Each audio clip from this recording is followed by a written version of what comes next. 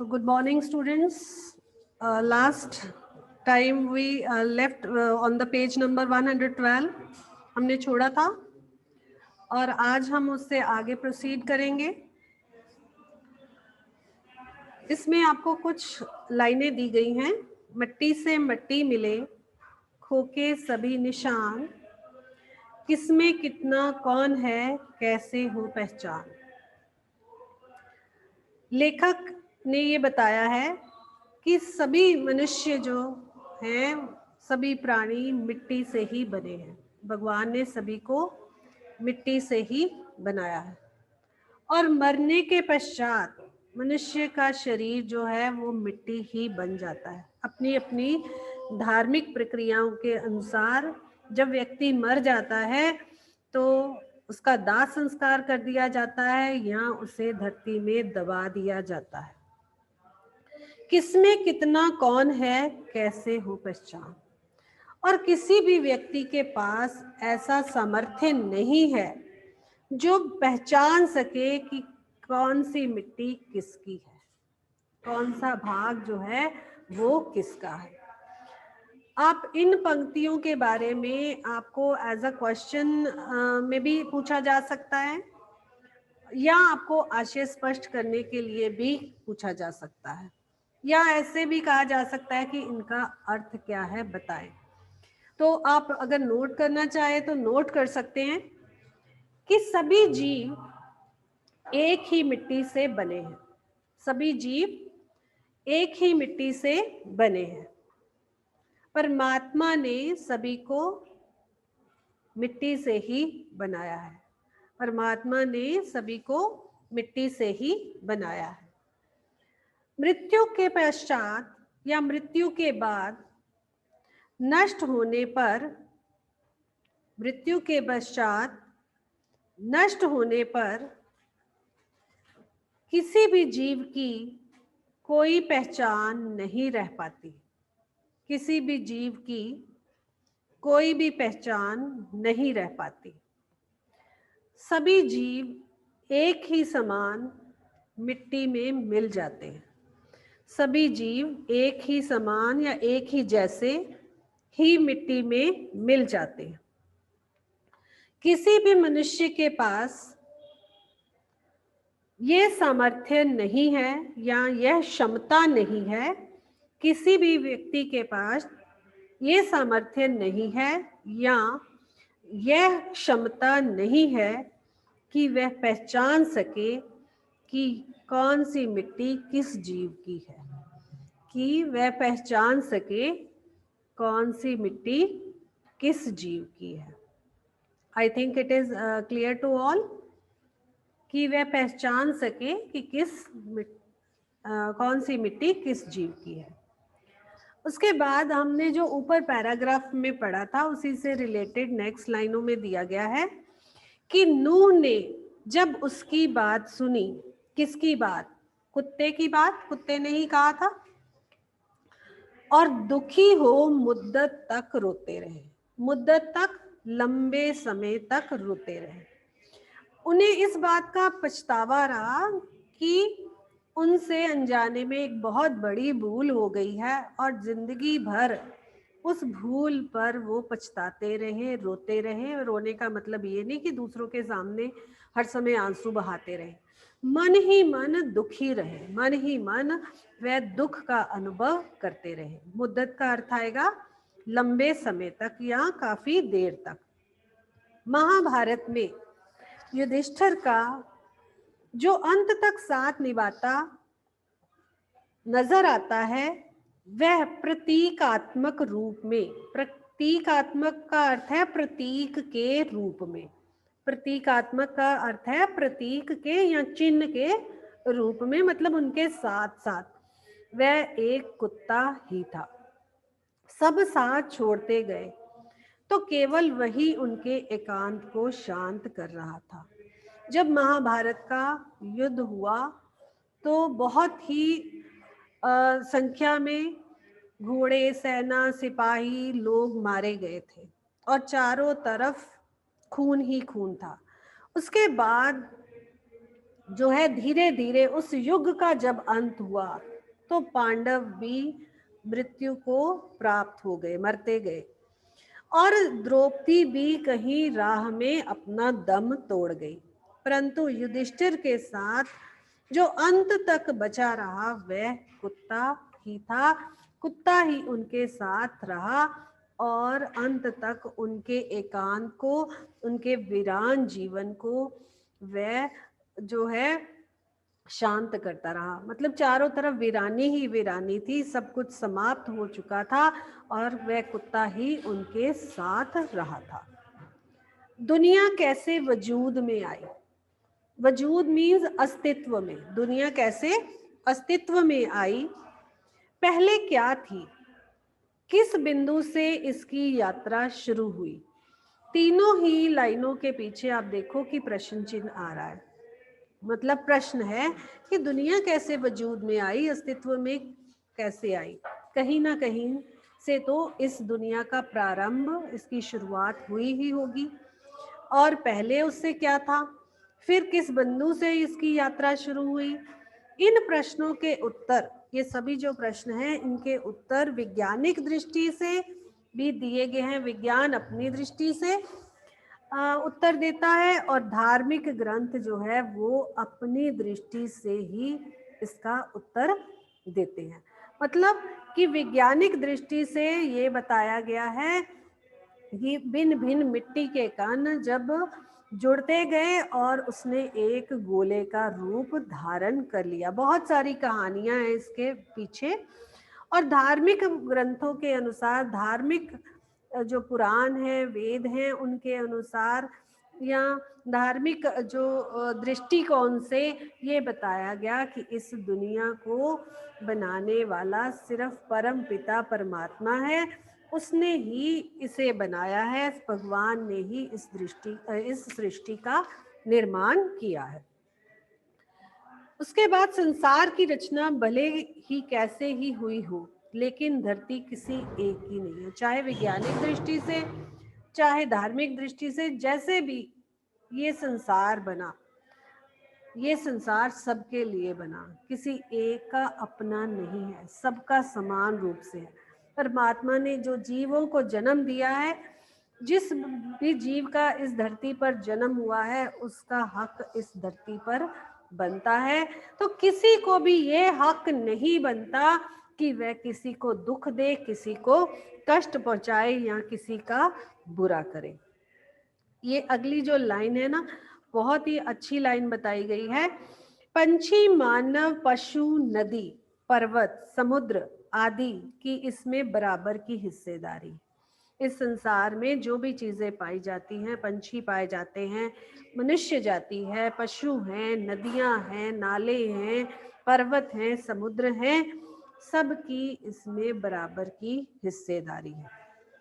और ये और बात है कि इस हिस्सेदारी में मानव जाति ने अपनी बुद्धि से बड़ी बड़ी दीवारें खड़ी कर दी हैं। सबसे ज्यादा बुद्धि जो है मनुष्य को वो भगवान ने दी है। मनुष्य को सबसे ज्यादा बुद्धि दी है और उस बुद्धि का इस्तेमाल करके मनुष्य ने तरक्की तो चाहे बहुत अधिक की है, परंतु कहीं ना कहीं उसने कई बार इसका गलत इस्तेमाल करके भेदभाव की दीवारें जो हैं वो अपने चारों तरफ खड़ी कर ली है। आज हम दूसरों से बेहतर अपने को समझते हैं, हम दूसरों से भेदभाव करते हैं, दूसरों का बुरा करते हैं। दीवारें मतलब भेदभाव की दीवारें उसे कहा गया है। पहले पूरा संसार एक परिवार के समान था। आप देखो कि भारत, पाकिस्तान, बांग्लादेश ये पहले एक ही देश था, लेकिन आपस में लड़ाई झगड़े ऐसे उत्पन्न हुए कि ये भिन्न भिन्न देश बन गए। तो ये संसार भी एक पूरा एक परिवार के समान था, लेकिन हमने आज अपने मन में आपसी भेदभाव पैदा करके इसे टुकड़ों में बांट दिया। आज हम दूसरों को जो है वो अलग गलत दृष्टि से देखते हैं। हम कहते हैं ना कि ये तो अंग्रेज हैं, हम भारतीय हैं। मतलब ये भेदभाव की भावना क्यों है मन में, या काले घोरे का भेद क्यों है अपना लोगों के मन में? ये भेदभाव किसने पैदा किया? ये लोगों ने ही पैदा किया है, मनुष्य ने ही इसे पैदा किया है और अब टुकड़ों में बंटकर एक दूसरे से दूर हो चुका है। आपसी दूरियां जो हैं वो हमारे मनों में या दिलों में बढ़ती जा रही हैं। पहले बड़े बड़े दालानों, आंगनों में सब लोग मिलजुल कर रहा करते थे।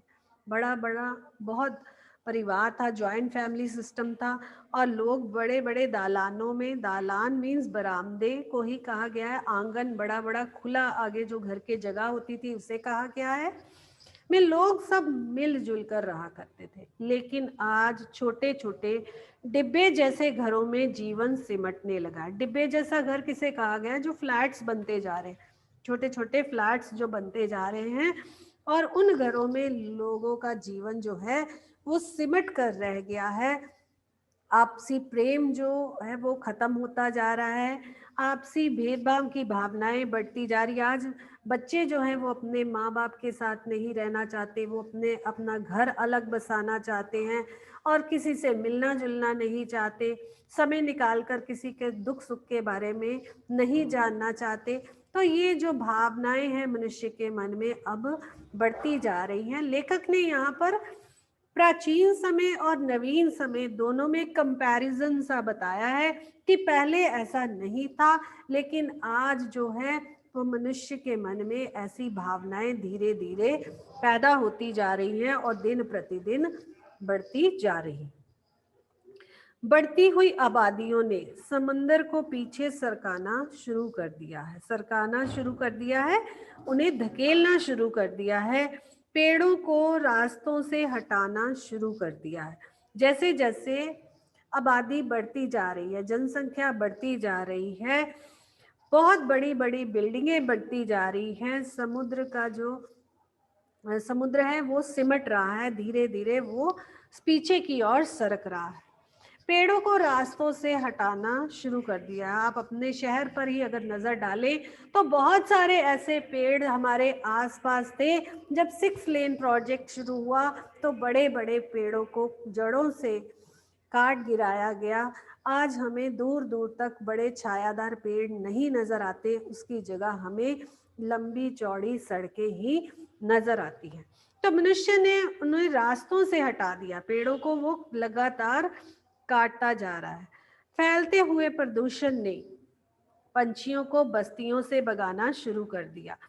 जो प्रदूषण, गाड़ियों का धुआं जो है वो लगातार बढ़ता जा रहा है, प्रदूषण हमारे चारों तरफ फैल रहा है। आपने देखा होगा कि लास्ट 1 वीक से लगातार ये न्यूज़ डेली टीवी चैनलों पर आ रही है कि दिल्ली में बहुत ज़्यादा प्रदूषण बढ़ गया है, लोगों को प्रदूषण की मात्रा हवा में बढ़ती जा रही है। तो प्रदूषण, जैसे जैसे प्रदूषण बढ़ता है वैसे वैसे पंछी जो है वो उन बस्तियों को छोड़कर दूर चले जाते हैं। हमें सुबह उठकर चिड़ियों की चहचहाहट अब कम सुनाई देती है, जबकि वो पहले बहुत अधिक सुनाई दिया करती थी। या लॉकडाउन के दौरान जब लोग अपने घरों में सिमटे थे, ट्रैफिक सड़कों पर नहीं था, तो बहुत सारी ऐसे प्राकृतिक दृश्य देखने को मिले जो कई सालों से ही लोगों को सुबह के समय या शाम के समय देखने को नहीं मिलते थे। तो ये जो प्रदूषण अब बढ़ता जा रहा है, इसका परिणाम ये हुआ कि जो पंछी हैं वो दूर जाकर अपनी रहना शुरू हो गए, जहाँ पर भी उन्हें थोड़ी हरियाली मिलती है वहाँ जाकर बसना शुरू हो गए और कुछ तो उनमें से शायद मर भी गए। बारूदों की विनाश लीलाओं, हिरोशिमा और नागासाकी पर गिराए गए बम जो आज भी वहाँ की जो नवजात शिशु हैं या जो आने वाली पीढ़ियां हैं शायद वो भी लंबे समय तक उसका भुगतान करती रहेंगी। उसका मतलब उसका प्रभाव लंबे समय तक लोगों पर दिखाई दे रहा था। बारूदों की विनाश लीलाएं, विनाश लीला दूर दूर दूर तक सब कुछ तबाह कर देना, नष्ट कर देना को कहा जाता है, ने वातावरण को सताना शुरू कर दिया है। चाहे हम बारूद, गोले, बम बनाकर अपने आप को शक्तिशाली सिद्ध अवश्य कर रहे हैं, लेकिन इनका परिणाम क्या होगा और इनका भुगतान हमारी आने वाली पीढ़ियों को करना पड़ेगा अगर हमने इस पर रोक ना लगाई या इनका इस्तेमाल हर व्यक्ति को या हर देश को इस्तेमाल करने की जो अनुमति नहीं होनी चाहिए। तो जैसे जैसे धमकियां देश देते हैं, अब चाइना वॉर के समय भी आप देखो कि युद्ध छिड़ने की संभावना है, तो जब युद्ध होगा तो क्या होगा, विनाश लीला ही होगी, चारों तरफ सब कुछ तबाह ही होगा। तो ऐसी मतलब नौबत नहीं आनी चाहिए। अब गर्मी में ज्यादा गर्मी, गर्मियों में आप देखो कि गर्मियों का पीरियड ज्यादा बढ़ रहा है, गर्मी में ज्यादा गर्मी लगती है, एसी के बिना आप रह नहीं पाते, सभी नहीं रह पाते। और बेवक्त की बरसातें, जब बरसात का मौसम नहीं है तो बरसात होती है, लेकिन जब बरसात का मौसम होता है तो बरसात होती नहीं है। जलजले, सैलाब, तूफान और नित नए रोग, नित नए रोग की जलजला कहा जाता है भूकंप को, और सैलाब कहा जाता है बाढ़ को। नित नए रोग मानव और प्रकृति के इसी असंतुलन का परिणाम है। आपने देखा कोरोना जैसा डिजीज, ऐसी भयानक बीमारी हमने पहले कभी नहीं सुनी थी, बचपन से हम बड़े हुए ऐसी बीमारी कभी हमने आसपास भी नहीं सुनी, लेकिन आज अचानक ही पूरे संसार को इस बीमारी ने अपनी चपेट में ले लिया और चारों तरफ त्राही त्राही मच गई, कई लोगों की मौत भी हो गई। तो ऐसी जो सब हमारे आसपास घटित हो रहा है, ये इसी बात का परिणाम है कि हम नेचर के साथ छेड़छाड़ करते हैं, प्रकृति के साथ हम छेड़छाड़ करते हैं। अगली जो लाइन है, नेचर की सहनशीलता की एक सीमा होती है, इसको अंडरलाइन कर लीजिए। इसको एक्सप्लेन करने से पहले जो भी कठिन शब्द हमारे पास आ रहे हैं उनका मीनिंग मैं एक बार क्लियर करूंगी आपको। वजूद का अर्थ नोट करिए, अस्तित्व, वजूद, अस्तित्व। दीवार खड़ी करना, भेदभाव उत्पन्न करना, दीवार खड़ी करना, भेदभाव उत्पन्न करना, नमूना, उदाहरण, सैलाब, बाढ़, सैलाब, बाढ़, जलजला, जलजला, भूकंप, सैलाब, बाढ़, जलजला, भूकंप,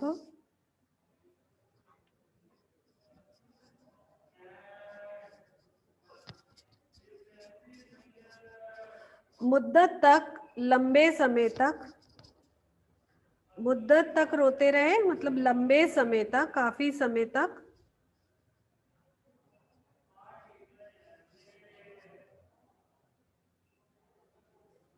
राइट, आई होप यहाँ तक सबको क्लियर है। उसके बाद जो नेक्स्ट है, नेचर की सहनशीलता की एक सीमा होती है। इस पंक्ति का आपको अर्थ भी पूछा जा सकता है, आशय स्पष्ट करो भी पूछा जा सकता है, या क्या भाव है इस तरह से भी पूछा जा सकता है, या प्रश्न में कन्वर्ट करके भी पूछा जा सकता है। तो आई विल एक्सप्लेन, आप सभी इसको ध्यान से समझो। नेचर के गुस्से का एक नमूना कुछ साल पहले या 6 साल पहले मुंबई में देखने को मिला था। नेचर की सहन शक्ति की एक सीमा होती है। नेचर प्रकृति को कहा गया है, प्रकृति बहुत समय तक, लंबे समय तक सब कुछ सहन करती है, लेकिन एक समय ऐसा आता है जब उसकी सहनशीलता की सीमा समाप्त हो जाती है और फिर क्या होता है, हमारे आसपास विनाश लीला होती है। इसका बहुत बड़ा उदाहरण आप केदारनाथ में हुई तबाही, जो इसी कारण हुई थी कि प्रकृति से लोग छेड़छाड़ कर रहे हैं, पेड़ कटते जा रहे हैं और इतनी बड़ी तबाही हुई कि जन जन त्राही त्राही कर उठा, सब कुछ समाप्त हो गया, चारों तरफ पानी पानी हो गया। तो ये कैसे, जैसे एक बड़ा व्यक्ति लंबे समय तक दूसरों की या छोटे अपने से छोटों की गलतियों को सहन करता है, उसे माफ करता है, या आपके बड़े एल्डर्स, बुजुर्ग, अगर आप गलती करते हो तो वो कह देते हैं कोई बात नहीं, बच्चा है, छोड़ो रहने दो, कोई बात नहीं, हो जाएगा ठीक। या आपको कहते हैं बेटे कोई बात नहीं, आगे से गलती ना करना। वो आपकी गलतियों को बर्दाश्त करते रहते हैं धीरे धीरे धीरे धीरे धीरे धीरे, कि समय आने पर ये स्वयं ही ठीक हो जाएगा। लेकिन जब आप उस बात को समझते नहीं हो और बहुत गलतियों पे गलतियां दोहराते रहते हो, जानबूझकर गलतियां करते हो, तो एक समय ऐसा अवश्य आता है जब आपको उनके गुस्से का सामना करना पड़ता है, या जब आपको उनसे कुछ बातें जो हैं वो सुननी पड़ती हैं। जरूर एक ऐसा समय अवश्य आता है जब आपको उनके गुस्से का सामना करना ही पड़ता है। तो इस तरह बताया है लेखक ने कि नेचर की सहनशीलता की एक सीमा होती है, और जब वो सीमा लांघ कर लोग जो है वो नेचर से छेड़छाड़ करते हैं, तो फिर नेचर भी अपना गुस्सा दिखाती है, प्रकृति भी अपना गुस्सा दिखाती है। इसके संदर्भ में उसने एक बहुत अच्छा उदाहरण यहाँ पर स्पष्ट किया है, दिया है हमें समझने के लिए, कि कुछ साल पहले मुंबई में देखने को मिला। ये नमूना इतना डरावना था, डरावना मतलब भयानक था, अंदर ही अंदर मन के दुनिया, मतलब वहां पर रहने वाले लोग मुंबई वासी कांप गए थे। क्या घटित हुआ, इस घटना को इसीलिए लेखक ने इस पाठ में सम्मिलित किया ताकि हम समझ सके, इस बात को अच्छी तरह समझ ले कि अगर इसी तरह लोग प्रकृति से छेड़छाड़ करेंगे तो हो सकता है कि आपके आसपास भी ऐसा कुछ घटित हो। वो घटना क्या थी कि मुंबई वासी जिसे देखकर अपने अपने पूजा स्थल में अपने खुदाओं से प्रार्थना करने लगे। मतलब ऐसी घटना घटित हुई, ऐसी बात हुई वहां पर कि सभी मुंबई वासी या बंबई वासी अपने अपने भगवान के आगे, अपने अपने खुदा के आगे वो प्रार्थना करने लगे कि हे प्रभु हमारे जीवन की रक्षा कीजिए, सबकी रक्षा कीजिए। जब भी व्यक्ति पर कोई भी मुसीबत आती है तो वो अपने अपने खुदा के आगे, अपने भगवान के आगे प्रार्थना करता है कि हे प्रभु हमें इस मुसीबत से निकालो, मेरा ये संकट हर लो। सभी करते हैं। अब कोरोना जैसी बीमारी हमारे आसपास जब फैली, जब लोग मरने लगे उस बीमारी से, कितने ही लोग थे जिनके प्रियजन छिन गए, तो सभी के हाथ भगवान के आगे जरूर जुड़े होंगे। भगवान से सभी ने प्रार्थना अवश्य की होगी कि हे प्रभु लोगों के जीवन की रक्षा करो, लोगों को इस बीमारी से मतलब उनका बचाव करो। तो हर व्यक्ति जब भी कोई मुसीबत उस पर आती है अपने अपने ढंग से अपने अपने प्रभु के आगे प्रार्थना अवश्य करता है, करते हैं ना सभी। तो लेखक भी ऐसा ही कह रहा है कि जब मुंबई वासियों पर ऐसी मुसीबत आई तो वहाँ के वासियों ने अपने अपने खुदा, खुदा का अर्थ है यहाँ पर भगवान के आगे प्रार्थना की। कई सालों से बड़े बड़े बिल्डर, बिल्डर किन्हें कहा जाता है, जो भवन बनाते हैं, बिल्डिंग्स बनाते हैं, भवन निर्माता, बड़े बड़े बिल्डर समुद्र को पीछे धकेल कर उसकी जमीन को हथिया रहे हैं।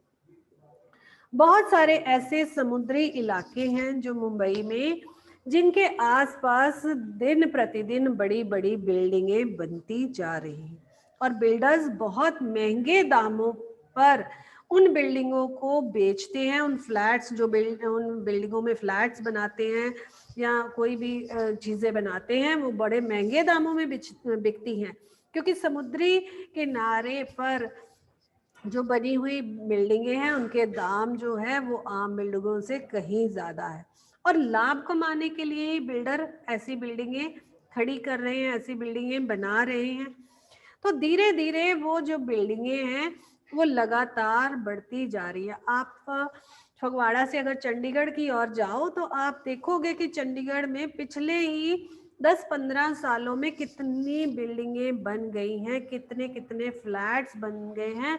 और कुछ एरियाज तो ऐसे आते हैं कि जहां आपको चारों तरफ बड़ी बड़ी बिल्डिंगों में फ्लैट ही फ्लैट नजर आते हैं।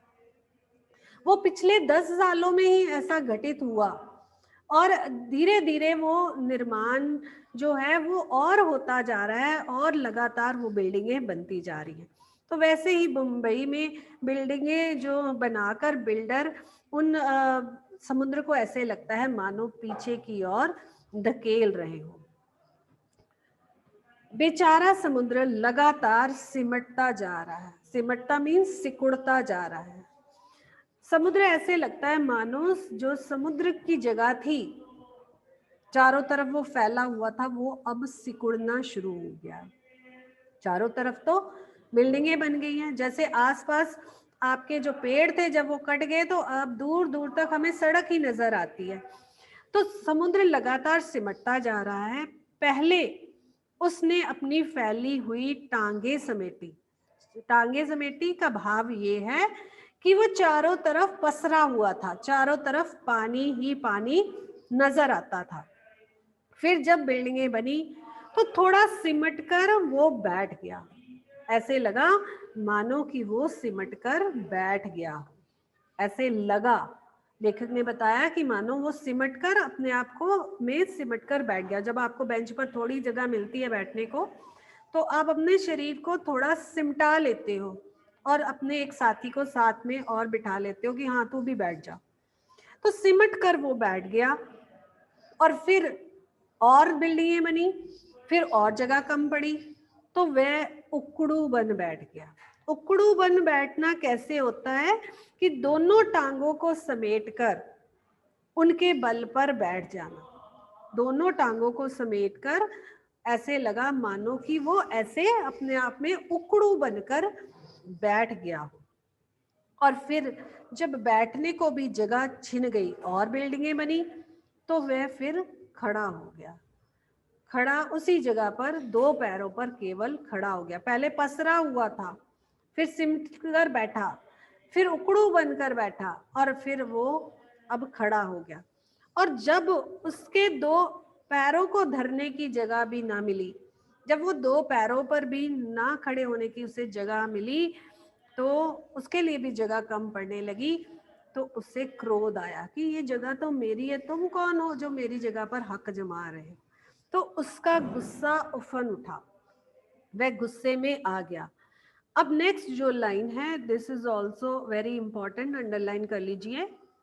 जो जितना बड़ा होता है उसे उतना ही कम गुस्सा आता है। मतलब उम्र के साथ जो है व्यक्ति अपने गुस्से पर काबू पा लेता है। वो इसलिए होता है कि उसे जिंदगी से बहुत सारे अनुभव प्राप्त हो चुके होते हैं और वह सहनशीलता की भावना उसमें अधिक बढ़ती जाती है। लेकिन एक समय ऐसा आता है कि अगर कोई उसके साथ बुरा व्यवहार लगातार करता रहे तो उसका गुस्सा जो है उफान बनकर जो है दूसरों पर उबल ही पड़ता है। परंतु आता है तो रोकना मुश्किल हो जाता है। एक परिस्थिति ऐसी आती है कि अगर गुस्सा आ जाए किसी बड़े को तो फिर उस पर काबू पाना, उसे कंट्रोल करना मुश्किल मतलब कठिन हो जाता है। और यही हुआ। उसने एक रात अपनी लहरों पर दौड़ते हुए 3 जहाजों, एक रात ऐसा हुआ कि समुद्री लहरों पर 3 जहाज, समुद्री जहाज अगर आपने देखे हो तो बहुत बड़े बड़े आकार में होते हैं जिसमें बहुत सारे लोग बैठ सकते हैं और सो भी सकते हैं। तो उसने 3 बड़े बड़े जहाजों को ऐसे पलटा, ऐसे उठाकर फेंका। क्यों? क्योंकि समुद्र में इतनी जोर की लहरें उठी और ऐसे लगा कि बच्चों को की गेंद की तरह, जैसे हम एक गेंद को उछालकर फेंक देते हैं, उसी तरह तीनों दिशाओं में समुद्र ने उन 3 जहाजों को फेंक दिया। एक वर्ली के, ये सभी जो हैं वर्ली, बांद्रा, ये सब बंबई के इलाकों के नाम है। एक वर्ली के समुद्र के किनारे पर आकर गिरा, दूसरा बांद्रा में कार्टर रोड के सामने औंधे मुंह गिरा और तीसरा गेटवे ऑफ इंडिया पर टूट फूट कर सैलानियों का नजारा बना। बावजूद कोशिश के सैलानियों का नजारा बना, मतलब लोगों के देखने के योग्य वो दृश्य उपस्थित हुआ। लोग दूर दूर से देखने आने लगे कि क्या हुआ, क्या हुआ, क्या कैसे घटित हुआ। और लोगों, उसके बाद बहुत बड़े समुद्री जहाज थे। समुद्री जहाज बहुत कीमती भी होते हैं, उन्हें बहुत जोड़ने की कोशिश भी की गई, लेकिन संभव ना हो सका। फिर से चलने फिरने के वो काबिल ना हो सके। काबिल का अर्थ है योग्य, यहाँ पर काबिल का अर्थ है योग्य। तो इस पैराग्राफ में जो कठिन शब्द आए हैं, एक बार मैं फिर से रिपीट कर देती हूँ। नजारा का है अर्थ दृश्य, खुदा भगवान, बिल्डर भवन निर्माता, बिल्डर भवन निर्माता, उकड़ू, दोनों उकड़ू बैठ गया, उकड़ू बनकर बैठना, दोनों टांगों को समेटकर उनके बल पर बैठना, हथिया रहे हैं, हथियाना कब्जा करना, और काबिल योग्य। काबिल का अर्थ है योग्य। I hope it is clear to all everyone. Okay, read कर लेना आज।